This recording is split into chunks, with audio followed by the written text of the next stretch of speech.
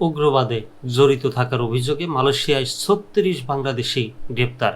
মালয়েশিয়ায় ৩৬ বাংলাদেশিকে গ্রেপ্তার করা হয়েছে উগ্রবাদী মতাদর্শ এবং সন্ত্রাসবাদে সম্পৃক্ত একটি চরমপন্থী গোষ্ঠীর সঙ্গে সরাসরি জড়িত থাকার অভিযোগে তাদের গ্রেপ্তার করা হয়। শুক্রবার মামলায় মালয় মেইলের এক প্রতিবেদনে এ তথ্য জানানো হয়েছে। এক বিবৃতিতে দেশটির স্বরাষ্ট্রমন্ত্রী দাতুক শেরি সাইফুদ্দিন নাসিউসন ইসমাইল এ তথ্য নিশ্চিত করেছেন।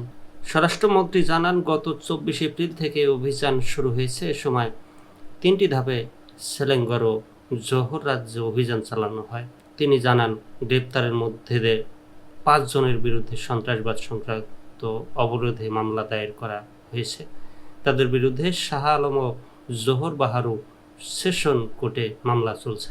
এছাড়া বাকি ৩১ জনের মধ্যে ১৫ জনের বিরুদ্ধে দেশ ত্যাগ আদেশ জারি করা হয়েছে এবং ১৬ জনের বিরুদ্ধে উগ্রবাদী কর্মকাণ্ডের সম্পৃক্ততার অভিযোগে তদন্ত চলছে। সাইফুদ্দিন বলেন, বিশেষ শাখার গোয়েন্দা তৎপরতা ও সমন্বিত অভিযানের মাধ্যমে দেখা গেছে এই গোষ্ঠী ইসলামিক স্টেটের আদর্শে অনুপ্রাণিত হয়ে মালয়েশিয়ায় চরমপন্থী মতাদর্শ প্রচার করে আসছিল। তিনি আরও বলেন, তারা স্থানীয় বাংলাদেশি সম্প্রদায়ের মধ্যে নিয়োগ কেন্দ্র গঠন করে চরমপন্থী মতাদর্শ ছড়ানো, সন্ত্রাসী কর্মকাণ্ডে অর্থ সংগ্রহ এবং নিজ দেশের সরকার পতনের ষড়যন্ত্রে লিপ্ত ছিল।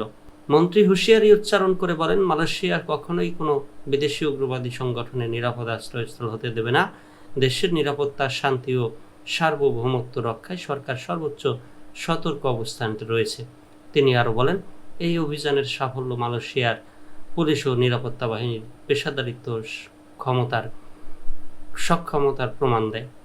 ভবিষ্যতেও দেশি বিদেশি গোয়েন্দা সংস্থার সঙ্গে সমন্বয় করে সন্ত্রাস বিরোধী তৎপরতা জোরদার করা হবে বলেও জানান তিনি। স্বরাষ্ট্রমন্ত্রী আরও বলেন, মালয়েশিয়াকে যদি কেউ উগ্রবাদী কর্মকাণ্ডের কেন্দ্র বা ট্রানজিট হিসেবে ব্যবহার করার চেষ্টা করে, তবে তার বিরুদ্ধে কঠোর, দ্রুত কার্যকর ব্যবস্থা নেওয়া হবে।